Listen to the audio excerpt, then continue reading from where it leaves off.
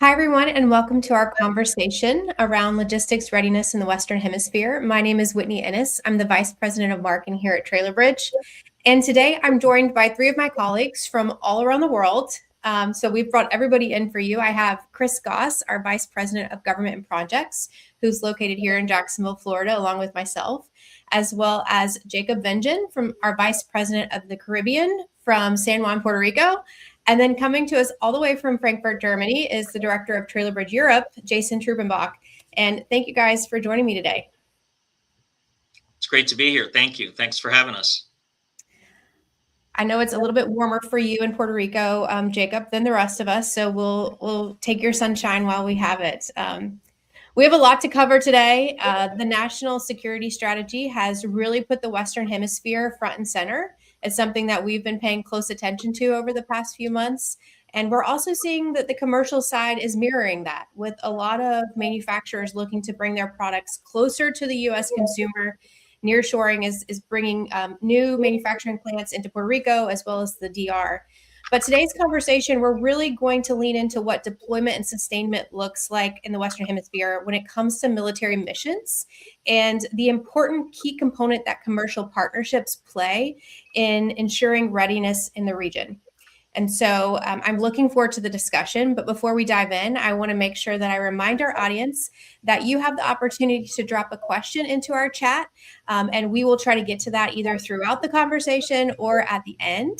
And if we run out of time, because I know these guys have a lot to share, we'll make sure that we answer those questions across Trailer Bridge's social channels or on our blog at trailerbridge.com. So if you guys are ready, I'm ready to dive in. Everybody ready? Let's do it. We're ready. Great. So, Chris, I want to start with you. The shift in our U.S. government's priorities is unfolding as we speak and changing, I think, every day. The push into the Caribbean has been something that you've been watching and monitoring with your team. Can you start off by unpacking the new focus and what that looks like in real time? Yeah, for sure, Whitney. Thanks for the webinar. I think what you're seeing is, if I may, I'm going to start by going, kind of just going back a little bit and discussing the hemisphere in general and kind of unpacking the totality of what we're seeing, and then kind of deep diving into the specifics of it a little bit. But looking at probably 35 sovereign nations, 16 million miles of land, 2 separate oceans, hundreds of seaports, thousands of airports, and that's a lot to unpack at one time. And what you're looking at really is, it's probably a forced reposturing from the NSS that we're needing today. And what that means is that it's going to be a deep dive into the Southcom AOR and what we've done in the past throughout the entire hemisphere. Ultimately, that can lead into more reposturing of forces, more exercises, and nation building. Really, kind of a repositioning of how we kind of look at commercial logistics and supporting our military and the government agencies. I would say that what stands out to me is that what you've seen in Venezuela or that part of the world, this past couple of months, is really kind of deep diving into where they're going to focus their attention. So the Caribbean's been a huge part of that. I think you're seeing the hubs and the areas that we might see more sustainment and force kind of collection. Like in Puerto Rico, for example, or in that part of the world. And so that will, it'll kind of be what I think we're going to see in the future. And I think more to come in terms of more planning, more involvement in the commercial industry, and kind of how we kind of work through this. For sure. And Jason, when we think about logistics execution in this region of the world, what are the key factors that impact success? So I think first what you have to do is step back and look at the geography and the dispersion, and then also the existing capabilities. What kind of U.S., particularly when you're moving U.S. Cargo, federal or government cargo, you have the Cargo Preference Act, and then within the U.S. you have the Jones Act. So you have to understand where those vessels are, what ports they're able to go in and out of, the dispersion, and what that looks like. Also, on the local level, you have to look at the existing governments, the laws, the languages, the cultures, and everything. So is there support? Is there not support? Is there infrastructure within that country to support what you want to do or not? So a lot of that goes into it. And then you also have the long sea lanes in between all of that. And, some of the biggest things we can do is start with some lessons learned. So one of the biggest lessons learned as we fought, 20 years of war in Afghanistan and Iraq was sometimes you got to go slow to go fast. So when you're looking at vessels, that's moving slow and you think I can get things there faster by plane. But if you want to move large amounts of cargo, the vessel is actually the fastest way. As we look at this, the Caribbean, and with Jacob, Puerto Rico offers a huge advantage. It's a U.S. territory with U.S. standards, giving the government a reliable logistics hub, while potentially creating jobs, helping to increase or improve infrastructure, and provide resilience to the government that it could use in projecting power. Yeah. And we've certainly watched the stand-up of Puerto Rico over the past few months. And Jacob, you are boots on the ground on the island. You've been there, you've grown up there, and you've been managing Caribbean supply chains for 20 plus years, but you've been in the industry for nearly 40. When you think about Puerto Rico as a hub, what is it that makes Puerto Rico the right place for a hub for military logistics? And then I'm curious, with your experience, what are some of the challenges or some misconceptions that people may have when it comes to logistics in Puerto Rico or in the Caribbean market? Yeah, well, thank you. I think, one of the key things, Puerto Rico is strategically located. We have two old military bases in Puerto Rico. Aguadilla has an airstrip that's over 11,000 feet long, and Ceiba is still present. There's a deep port in Ponce, which the military is using currently. So we have some significant advantages in terms of logistics. The fact that you're basically an extension of the U.S. also helps us immensely in the sense that Jason touched on the Jones Act. We have over 6 vessels calling Puerto Rico on a weekly basis. So that part of the logistics branch or arm, or however you want to call it, is really set already. That service is being provided, and it has been provided in Puerto Rico for the last 40 years. And it provides consistent, reliable service to the island, which right now the military is taking advantage of. We've had situations where, we've directed food suppliers from Puerto Rico, local food suppliers that are able to supply the military with food and different products on a weekly basis. And that's a huge advantage, I think, in terms of what we offer and what is already there on the table in Puerto Rico. What would you say are some of the challenges that people would assume that you face? Obviously, you're in the Caribbean, and every year there's a hurricane season. So that's something to keep in mind as you begin to plan out these, deployment of goods or sustainment of goods. But what are some other misconceptions or things that people don't think about?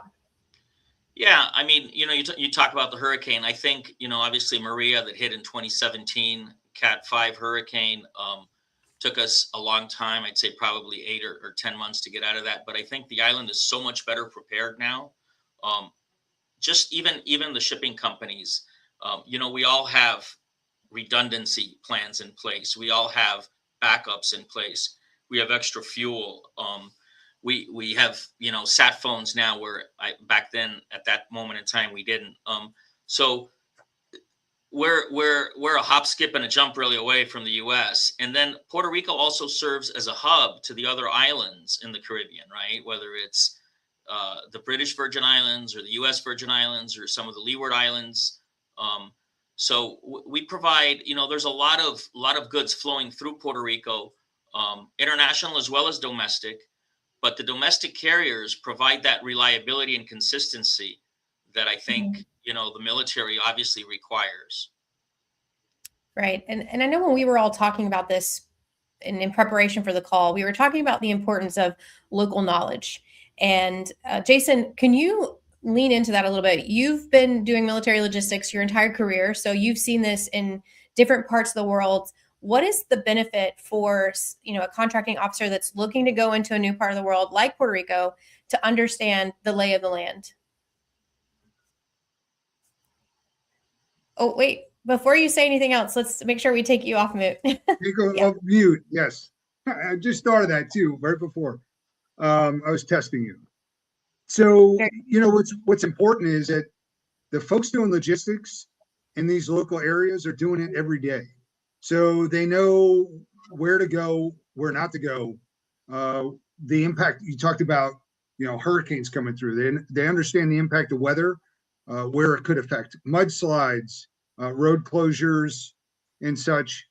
They understand the language, the culture, what to say, what not to say. And they also understand the capabilities that they offer and that their competitors might offer or partners.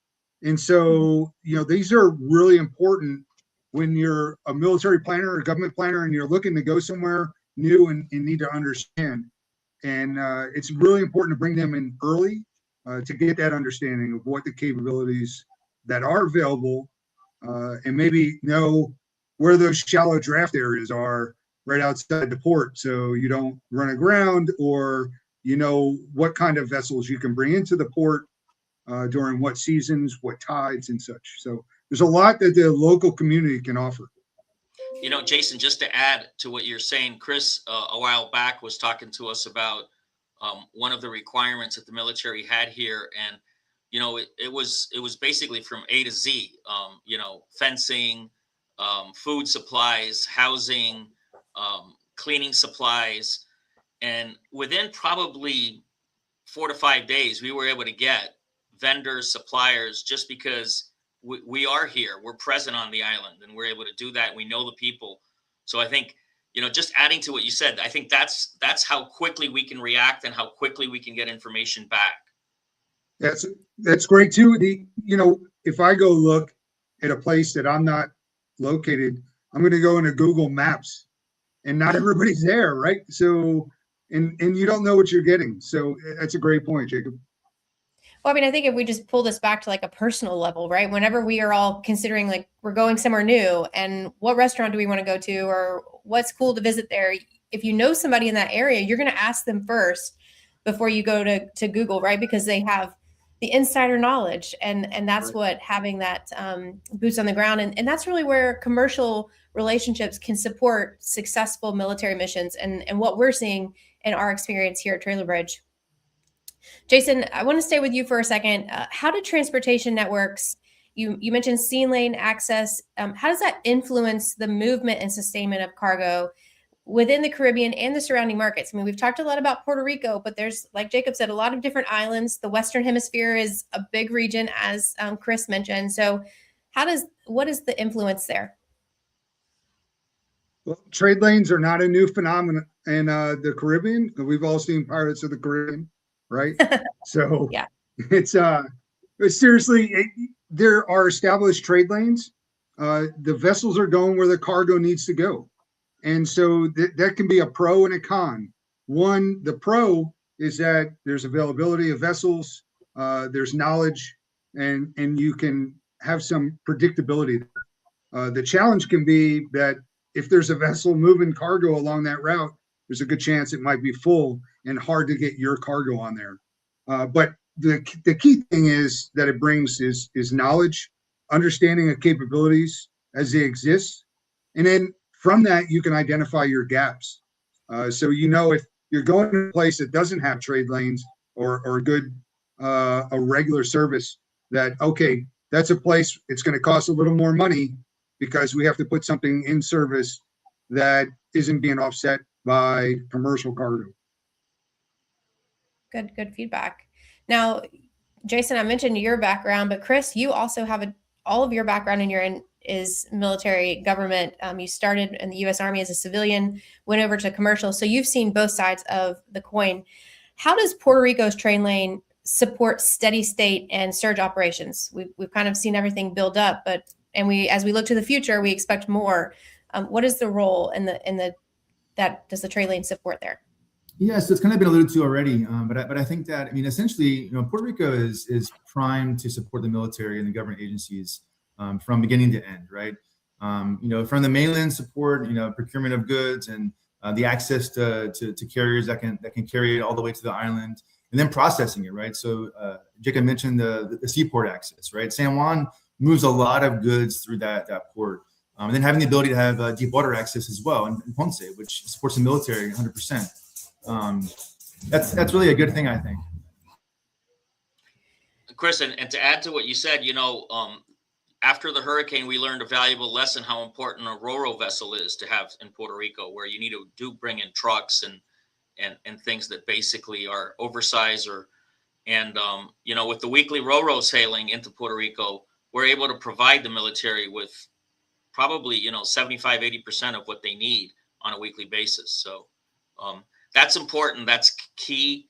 And it also what it allows them is to not have to charter a vessel, which is extremely expensive, to get their goods over here. So that's a very good point, Jacob. And I think also just the overall infrastructure of Puerto Rico just kind of lends itself to being a strategic hub for the U.S. military, for government agencies, as they intend to expand this their current strategy. So I expect more of it. I think that you're going to see more of what you had probably back in the 90s, if not more of that, to be honest. Well, you bring up port infrastructure, which is the next topic that I really wanted to talk about. We recently, as the marketing team, put out a blog around the different ports within the Caribbean, and we were looking at, okay, what ports are investing in new infrastructure, in the cranes and in the facilities on the terminal. How do the differences in port infrastructure and the capabilities that they offer across the region impact and affect operational planning and execution? And I'll lean into Chris or Jason on this one. Take your pick. Chris, you want to go? Go for it. Yeah, I can do it. So, ultimately, port infrastructure is humongous when it comes to supporting, any kind of activity. That's probably the largest mover of items. And I think that what you're seeing in the Western Hemisphere is that's very diverse, right? So you could have ports that are capable of carrying primarily break bulk cargo or primarily containers, right? But I think what you're going to see a lot of is the need to work in those ports that we haven't exercised in the past. And so smaller ports, maybe shallower draft ports, areas that we just need to go into for some kind of operational capability that there's a need for. And what'll happen is that I think the commercial industry will really kind of figure it out, right? If we haven't already, we'll work through it and we'll support our customer to work through this. Now, Jason, TrailerBridge recently handled a port project over in Europe. And I know that we're talking about the Western Hemisphere, but when we think about your experience in European operations and port infrastructure and having to be flexible for different types of cargo, are there any specific lessons that you've learned that you think could be applied to the Western Hemisphere? I would say this applies to all planning, is early communication, open communication is key. Oftentimes, when I went to my military training, one of the biggest things they taught us was 1/3, 2/3 rule. So the commander and his staff got 1/3 of the time, and the subordinate units got 2/3 of the time.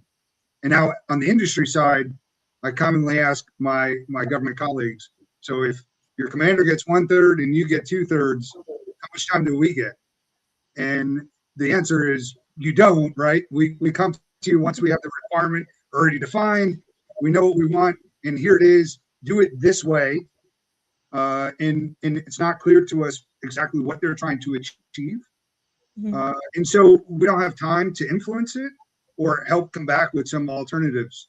So communicating early gives us the opportunity to get an understanding for what they're trying to achieve rather than how they're trying to achieve it. We can shape that together. And then we have some time to look for alternatives. It doesn't have to be 100%. I think everybody, when they go planning, they think they have to have exactly what's going to, this is exactly how it's going to happen. What's the quote? No plan survives initial contact, right? So just bring something in that's 50, 60% concept, and we can help a lot better. That's, for me, that was probably one of the biggest takeaways. And we're talking a lot about government logistics, military logistics here, but I think that same idea is probably something that, Jacob, you're having a lot of conversations with on the commercial side. especially as new companies come into Puerto Rico, and helping them understand the nuances of shipping into the island, the communication early, so Yeah. that they can make a proper plan, right? Absolutely, absolutely. I mean, even though we are, obviously an extension of the U.S. and there is still local tax rules here. So when cargo comes in and it needs to clear Suri, there's things that are slightly different.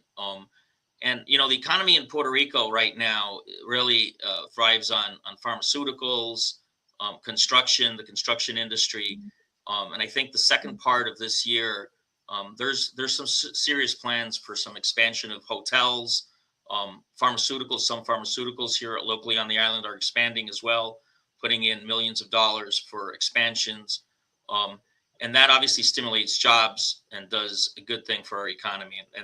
But yeah, I think going back to what you said, there are some nuances on the island, right? And we help new customers work through that and make it as seamless as possible, so that their process flows as quickly and as seamlessly as possible. They can get their cargo and set up shop and establish a good solid business on the island.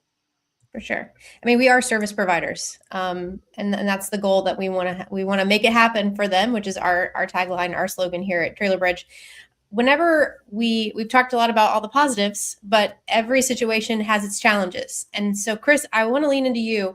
What are some of the challenges when it comes to sustaining cargo flow and operational flexibility across a region like the Western Hemisphere?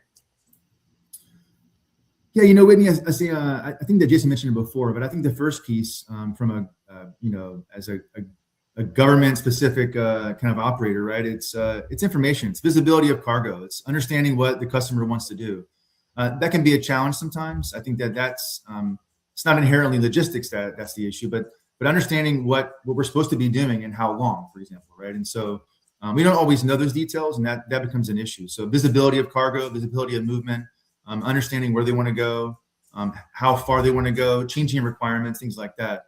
I think that the disperseness of the AOR or the locations is going to be is always a challenge, right? So multiple water ports, several islands, across the Western Hemisphere, variation of ports, access to equipment, the infrastructure is a challenge as well. So there's a multitude of problems that can kind of impact sustaining, forces, people, operations, etc. So this is where the adaptability comes in, being able to quickly adapt to a scenario, as well as having that local knowledge to be able to find the right solution quickly.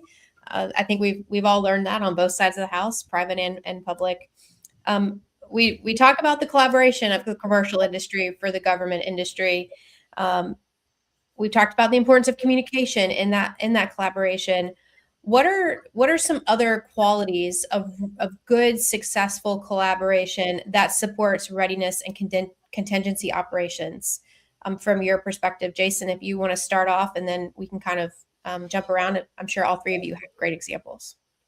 Sure. What I'd like to start with is money, right? So there's a limited budget that each of the services in Department of War get that they can spend, and each has a colored money, right? So there's military construction, there's operational dollars or procurement dollars, and as you look at where military construction dollars are spent, Congress has a lot to say about that, and they don't particularly like spending military construction dollars that's really used for long-term overseas, where they don't represent anybody there, right? I think this offers a great opportunity for Puerto Rico, as Jacob was talking about, the existing infrastructure there and the population, the workforce that's there. You could be spending money in the U.S. territory with U.S. taxpayers and keep that money internal for the long-term investment. Now, moving into operational dollars, what you have is logistics offers a lot of flexibility, right? So let's say you go in and instead of building military construction and you build a warehouse, that now you have to buy the property, you have to buy the facility, build it, and then sustain it forever, as long as you own it. You have no idea if you're going to be there in 3 to 5 years, or you're moving on somewhere else. So what you could do is work closely with industry, have industry build it through a public-private partnership and contract for that. When you leave, it's turned over. It's usable for everyday life, right? You can use that to support commercial logistics, that warehouse. So it's not just useless once you turn it over. So I think logistics really offers that as well. You know, Jason, just to add as an example to what you were talking about, on some of these projects that the military was looking at here in the last 3 to 5 months, they called us and they said, you know, we need a 100,000 square foot warehouse and we want it for 6 months. Within 3 days, we were able to get them a 100,000 square foot warehouse within probably 20 miles, 15 miles of where they were actually really wanted it. So, you know, what you're saying is right on. I mean, that it hit the nail on the head there with exactly a perfect example of what they were looking at, and a cheap solution, or a cheaper solution than actually, and in terms of time, saving years, right?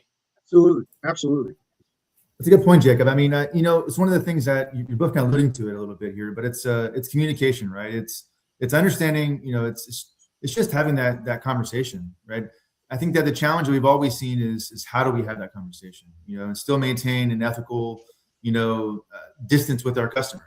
I think that we want a fair conversation, you know, that everybody can understand and kind of have the same requirements. And so it's that example was a good one. We didn't have a lot of details, and so we found what we thought they needed, and it was interesting. But I mean, that goes to show that I think that the resilience of the commercial industry throughout the entire Western Hemisphere, I think that conversation, as Jason said, early and often, and ongoing if possible, for us to be able to help out. And that's going to it's going to create real good public partner partnership, I think.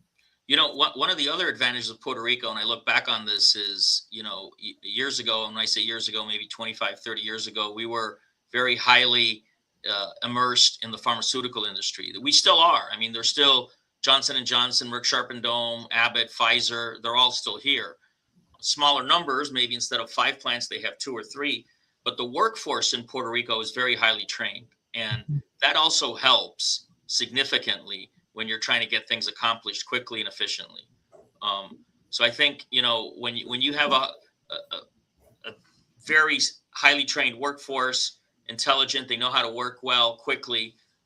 You've got infrastructure in place with the ports. You've got reliable, consistent service coming in on a weekly basis with 6 vessels calling, you know, weekly from Jacksonville, Florida to Puerto Rico. That helps a lot in making things successful. I think you guys have a really good tax break for corporate, right? Corporate tax breaks. Yeah, absolutely. There's some good ones. We had a commercial for Puerto Rico right here. This is what we're doing. We're promoting Puerto Rico. We've talked a lot about people. We've talked about a lot about logistics, but within that is we haven't really touched on technology. And I know that we've seen some changes in the warfighting acquisition system that have been announced. Do you believe that that's going to impact collaboration and how private industry supports military and the government? That was my hardball for you guys. Is that for all of us, Whitney? That's a Chris question. That's a Chris question. You know, honestly, I'm not familiar with that system. So what I can talk more broadly is that I think technology is oftentimes you'll see the government coming to industry asking for something specific. We have to kind of scramble to figure out what it is that they're looking for, and so we always catch up. We even oftentimes provide, you know, different solutions that may be parallel to what they're looking for. However, I mean, we all know our industry. I mean, you know, what we do is interesting. A lot of it is still very manual. It's not as much driven by technology as it probably should be, even though we talk about it, you know, what it is. So there's still a lot of gaps, I think, as a whole. But I mean, I think that the industry is ready and willing to support the government in areas that they need us to. I think that's the interesting thing about technology is that it is being implemented in a lot of different ways, and kind of depending on where you're at in size is the cost effectiveness of it, right? But I know we've watched internally here at Trailer Bridge where our IT team has worked with you, Chris, and your team to pull together the technology that's needed to support government contracts. And I think that willingness to be flexible and adapt to change is what's going to be one of the factors that help people win and help successful collaboration. That is true. And it's changing so fast, Whitney. I mean, I think as a whole, our industry is not, I mean, from year to year, I don't know what the next technology is going to be. You know, you hear lots of buzzwords that kind of about, you know, every year, blockchain, now it's AI. Before that, it was TMS systems that would help us kind of, you know, provide visibility to the government and to the commercial industry as a whole. It's hard to keep up with sometimes. It is. I agree. So Whitney, on that, to answer your question, let me take a stab. So there were two things that jumped out at me about that. What was it? The warfighting acquisition program that they're coming out with, really, which is based on speed, right? The ability to get to things faster. There's the commercial first approach, which is looking what's already available, what's out there before the government goes and spends years, decades developing its own capability. Again, I think logistics offers a lot of opportunities in there in addition to IT. And then there's a greater risk sharing with industry. And I think, you know, if you want to share that risk, I'll foot stomp the need to communicate early, right? Because you can't just acknowledge the risk and not do anything about it. And I think communicating early to understand what is it that you're trying to achieve before we go and, you know, look for all these different color rocks before you come back and go, oh yeah, that's the one I need, right? So we need to do that early on. So I think those are two key things that to pay attention to. And then the final piece, the key piece is really the contracts. So commercial contracts, you know, I've talked to some folks who specialize in this. They say their transportation contracts are 2 pages. I've never seen a government contract that was 2 pages, let alone 20. There are a lot of laws in there that prevent that from happening, but how do you speed up the acquisition process and then make sure that, you know, it doesn't come out to bite you in the end? Right. Well, thank you for taking a stab at the hardball question. I appreciate that. We are coming close to the end. I have one more question on my list for you all, but I did want to remind our audience that if you do want to drop a question in the chat for our speakers, we'll be sure to get to those today. But before we finish up, I do have one more question. And if we don't have any, come in the chat. As mission requirements evolve, and we're seeing that happen quicker than ever, what capabilities or partnerships will be most critical to maintaining reliable, resilient logistics within the Western Hemisphere? And how should, if I'm a planner or a contracting officer, or even a service provider on the commercial side, how should I be thinking about balancing that flexibility and predictability in order to be successful? Who wants to start? I'll start here real quick. I mean, it's kind of an easy answer, I think, right? I mean, we all think the same way, I believe, but it's relationships. I think you have to be able to know who to go to the right time to answer the question that you have and provide that solution, right?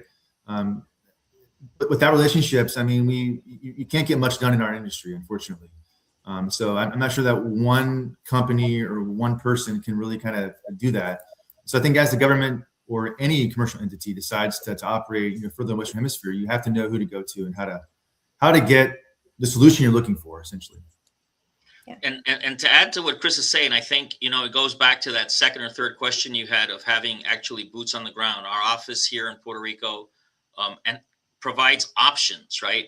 I can't go back with just one option. I have to give them, I think, 2 or 3 options. And what Chris mentioned regarding relationships is key, but you have to have those relationships with 2 or 3 different vendors, 2 or 3 different options so that you provide that flexibility, and then the military can say, yeah, this is the one I want. You know what, you're not even thinking right about this one. These two, I don't really need these at all. I'm looking at this person. So if you provide 2 to 3 options, you'll probably do much better or have more chance of success than providing just one. And then I would say, first, educate yourself on the laws and the rules of engaging with industry. It is allowed. You can talk to industry. It's not forbidden. It's permissible. And there are certain rules, right? There's a point where then a contract RFP is out, then that only goes through one person. Next thing, get out from behind your desk. Get out and talk to people. Go and engage and ask lots of questions. And do it early. So I think those are essential to accomplishing successful missions. And Jason, where would somebody really educate themselves about those types of roles? I know you've been in the industry for a long time, you've served. And so where would you advise someone who's maybe trying to break into this market where they can understand a little bit better? You're so nice. You're such a great marketer. I just happen to write a few articles and posts on this. So you can start there on my LinkedIn site. I put some posts that just kind of get you to think about it. The purpose was really to get people to understand that it's okay. There's a right way to do it. That's legal, ethical, and moral. So you could start there, going into LinkedIn, or just use ChatGPT or whatever AI you use, and just say, how do I communicate effectively with industry within the confines of the law and the FAR and the DFAR, and it'll give you everything you need. Well, if you prefer personal relationships, we encourage you, our audience, to connect with all 3 of these gentlemen on LinkedIn. As their colleague, they are so friendly and always willing to help, especially somebody like me who has absolutely no knowledge about government logistics. And so I'm learning. And so thank you for sharing your time today. We do have some questions that have popped in. So I want to just throw this out. Whoever wants to take it, please do. Our friend Roger from Frontline Logistics asked, can you speak to agility if contested? Yeah. I'll take a stab real quick, Jason and Jacob. So yeah, contested environments is another buzzword that's been going around for quite some time. More in the Indo-PACOM area than the Western Hemisphere, but I mean it's a possibility, right? I mean I think that most planners that I know in the military, they have more than one course of action, right? They have multiple codes that they're looking at, and they try and execute those as they go through it. And so I think honestly, from the commercial perspective, it's about being able to be resilient, being able to be very flexible. How do you adjust when things are contested, right? What can you do? If something is bottlenecked or is broken in one area, how can you quickly adjust and operate somewhere else? And that's a challenge, right? It could be a different mode. It could be a different ocean terminal you have to go to. But it's a possibility. I think that the planning side has to kind of correlate to the operational side. You have to think about that at every moment in time and keep it in mind. I remember a time when we were operating in West Africa during the Ebola crisis, and we had multiple ports that we're looking at and bringing supplies in to support the treatment facilities, right? So the same concept can apply in the Western Hemisphere, right? For any contested environment, you should try to have backups, right? Maybe course of action A, B, C, D, with maybe even different commercial providers, because you don't want to have all your eggs in one basket, unfortunately. And this is where networks come in, right? Having a network of capabilities and colleagues and you understand what they do. Jacob crushed it, right? He said options, never run out of options. Admiral Brown from NDTA says it all the time. One thing a logistician never runs out of options. It's essential when we think of contested logistics, at least for me, coming from a military background, I immediately come to, the enemy is trying to keep us out in their, but it's much more than that. It could be something as simple as the weather. It could be something, strikes. It could be there's a sickness going around, and it's just hitting your key people who can't show up to work. You know, you got to be prepared for all sorts of things, and don't get too distracted by trying to solve, oh, these are the most 10 probable ones. Think in terms of, what gives you flexibility to respond to multiple types of contested logistics. Now it's your turn, Whitney. You're on mute. Sorry, I didn't have anything to contribute to that answer, so I put myself on mute. But our next question is from David. Do you see an expanded role for Army watercraft in the Caribbean? Yes. Go ahead, Jacob. I'll jump in here real quick. I do. I agree with what Jason's first initial response here.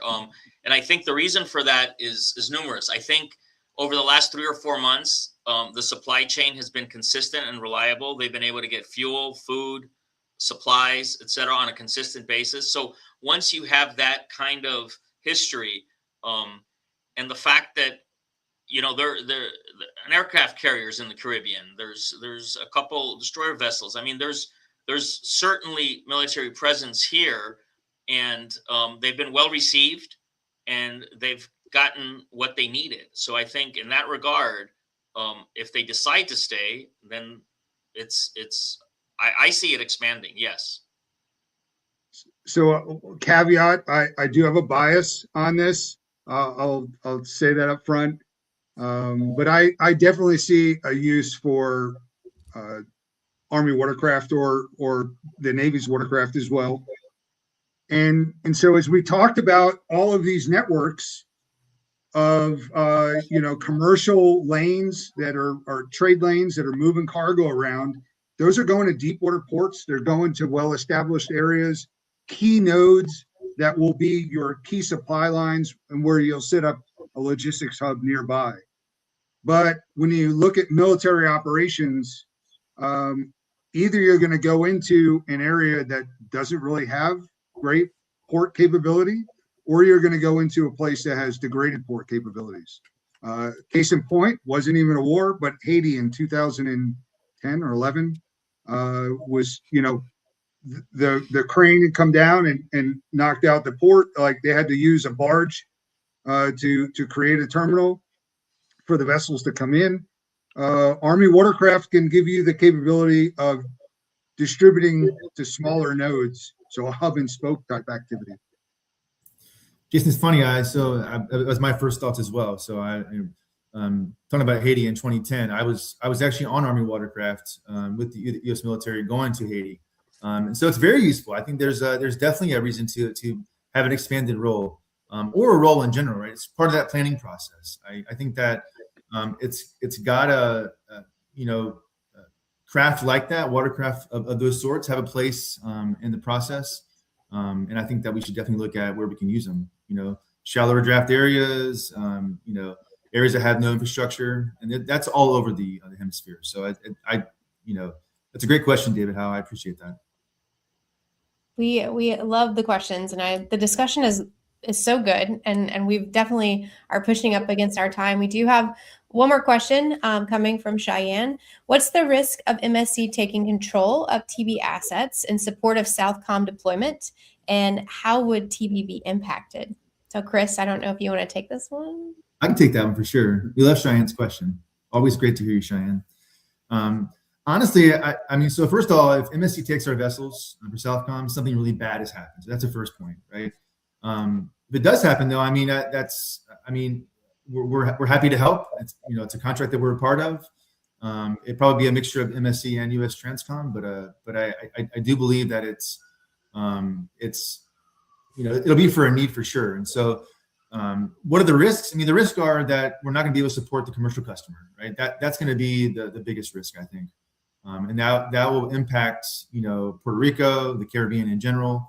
And then we'll have to find ways to continue that process, because we do have customers that have to be supported aside from the military. So, and I would think too, Chris, we have 4 or 5 vessels. And so, the military maybe could use one and we could continue the commercial, because with the Jones Act, it is our responsibility to serve the island, but also under our contract with the US government in order to be there to support the need there as well.